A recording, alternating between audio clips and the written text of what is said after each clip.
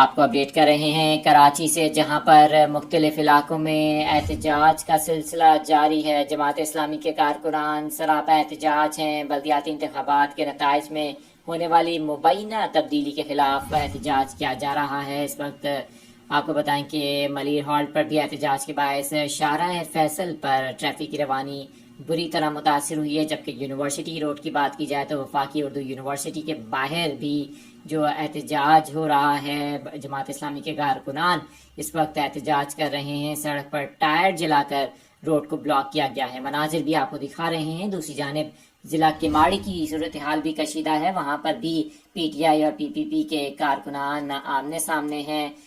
جھڑپوں کا سلسلہ جاری ہے، کیونکہ جیسے ہی پولیس منتشر کرتی ہے تو کارکنان منتشر ہو جاتے ہیں، لیکن بعد میں صورتحال پھر کشیدہ ہو جاتی ہے۔ آپ کو بتائیں کہ ری کاؤنٹنگ کا عمل آج ہوا، جس کے بعد جماعت اسلامی کے یہ تحفظات ہیں کہ ری کاؤنٹنگ کے اندر بھی ان کی مزید یوسیز کو ان کے ہاتھ سے چھین لیا گیا، اور جن یوسیز پر ان کے امیدواروں نے کامیابی حاصل کی تھی وہاں پر بھی نتائج کو تبدیل کیا گیا ہے، ایسا الزام عائد کیا جا رہا ہے جماعت اسلامی کی جانب سے۔